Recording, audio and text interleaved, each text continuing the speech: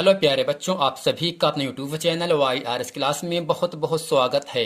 तो प्यारे बच्चों, आज इस वीडियो में हम पढ़ेंगे क्लास 10th विषय भौतिक विज्ञान। अध्याय आपका 4 है, जो कि मानव ने तथा रंग बिरंगा संसार है।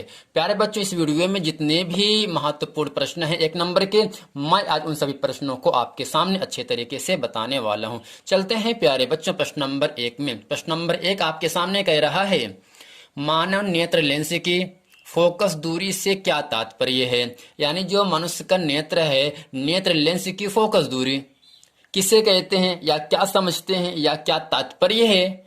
इन सब प्रश्नों का उत्तर जिस प्रकार से हम लिखे हैं ऐसे ही आपको लिख देना है और आपको 1 या 2 नंबर की प्राप्ति होगी। तो इसके उत्तर में हम लिखेंगे, मानव नेत्र लेंस से रेटिना तक की दूरी को नेत्र लेंस की फोकस दूरी कहते हैं। यानी मनुष्य के नेत्र लेंस से, यानी नेत्र का मतलब आंख होता है, नेत्र लेंस से रेटिना तक की दूरी को हम क्या कहते हैं, नेत्र लेंस की फोकस दूरी कहते हैं। दूसरा प्रश्न आपके सामने कह रहा है, दृष्टि विस्तार से क्या तात्पर्य है। तो प्यारे बच्चों, दृष्टि का मतलब देखना, विस्तार का मतलब फैलाव। ठीक, यानी दृष्टि विस्तार से क्या समझते हैं, क्या तात्पर्य है, या क्या उद्देश्य है। इन सब प्रश्नों का उत्तर जिस प्रकार से लिखें ऐसे ही आपको लिख देना और आपको 1 या 2 नंबर की प्राप्ति होगी। तो इसमें लिखेंगे हम, नेत्र के निकट बिंदु तथा दूर बिंदु के बीच की दूरी को दृष्टि विस्तार कहते हैं। यानी निकट बिंदु, नेत्र के निकट बिंदु और दूर बिंदु, इन दोनों के जो बीच जो डिस्टेंसिंग होता है इसे हम क्या कहते हैं, दृष्टि विस्तार कहते हैं। तो प्यारे बच्चों, प्रश्न नंबर 3 आपके सामने कह रहा है, स्पष्ट दृष्टि की न्यूनतम दूरी कितनी होती है। अब ये समझना है प्यारे बच्चों, जो स्पष्ट दृष्टि की न्यूनतम दूरी होता है किसे कहते हैं। यानी नेत्र के निकट एक ऐसी दूरी जहां पर वस्तु का प्रतिबिंब सुस्पष्ट नेत्र पर बनता है, इसे दृष्टि क्षेत्र कहते हैं। लेकिन एक ऐसी दूरी जहां पर वस्तु को हम अच्छे तरीके से पढ़ सकते हैं, उस दूरी को हम क्या कहते हैं, स्पष्ट दृष्टि की न्यूनतम दूरी कहते हैं। यानी जो स्पष्ट दृष्टि की न्यूनतम दूरी होता है वो प्यारे बच्चों नेत्र से 25 सेंटीमीटर दूर होता है। अगर कोई आपसे पूछे स्पष्ट दृष्टि की न्यूनतम दूरी कितनी होती है, तो आपको लिख देना है, मानव नेत्र की न्यूनतम दूरी या स्पष्ट दृष्टि की न्यूनतम दूरी 25 सेंटीमीटर होता है। चौथा प्रश्न आपके सामने कह रहा है, स्वस्थ आंख के लिए या स्वस्थ नेत्र के लिए निकट बिंदु कहाँ स्थित होता है। तो इसके उत्तर में हम लिखेंगे, स्वस्थ आंख के लिए निकट बिंदु 25 सेंटीमीटर होता है और दूर बिंदु कहाँ होता है प्यारे बच्चों, अनंत होता है। यानी स्वस्थ आंख के लिए जब आपके आंख में कोई दोष ना पाया गया, आपका जो नेत्र है, आंख है, वो सही तरीके से कार्य कर रहा हो, तो वो आंख आपका क्या कहलाएगा, स्वस्थ नेत्र या स्वस्थ आंख कहलाता है। यानी स्वस्थ आंख के लिए जो निकट बिंदु होता है वो आपका 25 सेंटीमीटर होता है, जबकि स्वस्थ आंख के लिए प्रश्न नंबर 5 है, स्वस्थ आंख के लिए दूर बिंदु कहाँ स्थित होता है। तो प्यारे बच्चों, आपको समझ लेना है, स्वस्थ आंख के लिए दूर बिंदु अनंत पर होता है।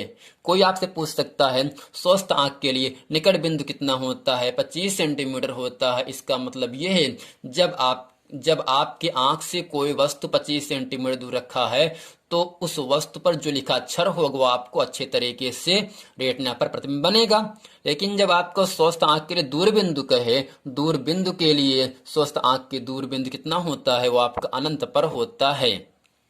जब आपका आंख स्वस्थ रहेगा तो आप बहुत दूर स्थित वस्तु को स्पष्ट रूप से देख सकते हैं। तो प्यारे बच्चों, उम्मीद करते हैं प्रश्न नंबर 1 से 5 तक आप समझ गए। चलते हैं आपको लेकर प्रश्न नंबर 6 में। प्रश्न नंबर 6 आपके सामने कह रहा है, सामान्य आंख के लिए दृष्टि विस्तार का मान क्या होता है। सामान्य आंख के लिए दृष्टि विस्तार का मान क्या होता है। इसके उत्तर में हम लिखेंगे, सामान्य आंख के लिए, सामान्य नेत्र के लिए दृष्टि विस्तार लगभग 25 सेंटीमीटर से अनंत तक होता है। कहाँ होता है प्यारे बच्चों, सामान्य आंख के जो दृष्टि विस्तार होता है वह 25 सेंटीमीटर से अनंत तक होता है। प्रश्न नंबर 7 आपके सामने कह रहा है, प्यारे बच्चों, निकट दृष्टि दोष के निवारण के लिए निकट दृष्टि दोष के निवारण के लिए किस प्रकार के लेंस का प्रयोग किया जाता है। अब ये समझ लेना प्यारे बच्चों, लेंस आपका मुख्यतः दो प्रकार का होता है, उत्तल लेंस और अवतल लेंस। यानी आप समझ लेते हैं किसे कहते हैं उत्तल लेंस, किसे कहते हैं अवतल लेंस। ऐसा लेंस जो बीच में क्या रहे, मोटा रहे। यहाँ देखो मोटा है ना, यहाँ पे किनारे एकदम पतला सा है। ऐसा लेंस जो बीच में मोटा और किनारों पर पतला होता है उसे उत्तल लेंस कहते हैं। जबकि ऐसा लेंस जो बीच में पतला, यहाँ पर पतला है ना प्यारे बच्चों, यहाँ पर क्या चौड़ा हो जा रहा है, बड़ा हो जा रहा है, यानी ऐसा लेंस जो बीच में पतला और किनारों पर मोटा होता है उसे अवतल लेंस कहते हैं। और ऐसा लेंस जो बीच में मोटा किनारों पर पतला होता है उसे उत्तल लेंस कहते हैं। ऐसा प्रश्न बन सकता है, मनुष्य का नेत्र किस प्रकार की भांति कार्य करता है, तो आपको बता देना है मनुष्य का नेत्र उत्तल लेंस की भांति व्यवहार करता है। जो आपका आंख होगा वह बीच में मोटा और किनारों पर पतला होता है, इसलिए जो मनुष्य का नेत्र होता है वह उत्तल लेंस की भांति व्यवहार करता है। प्रश्न आपके सामने यूं कह रहा है, निकट दृष्टि दोष के निवारण के लिए किस प्रकार के लेंस का प्रयोग किया जाता है। तो इसके उत्तर में लिखेंगे, निकट दृष्टि दोष की निवारण के लिए अवतल लेंस का प्रयोग किया जाता है। यानी प्यारे बच्चों, जब किसी व्यक्ति के नेत्र में निकट दृष्टि दोष पाया गया हो तो उस दोष को दूर करने के लिए हम अवतल लेंस का प्रयोग करते हैं।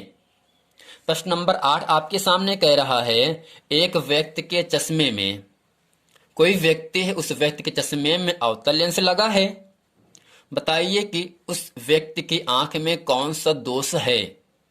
व्यक्ति है, व्यक्ति के चश्मे में अवतल लेंस लगा है प्यारे बच्चों। अब ये बताना है उस व्यक्ति की आंख में कौन सा दोष है, निकट दृष्टि दोष है, दूर दृष्टि दोष है या जरा दृष्टि दोष है। तो इसके उत्तर में लिखेंगे, व्यक्ति की आंख में निकट दृष्टि दोष है। इतना ही आपको समझ लेना है, जब व्यक्ति के चश्मे में अवतल लेंस लगा होगा निकट दृष्टि दोष होगा, जब उत्तल लेंस लगा होगा तब दूर दृष्टि दोष होगा।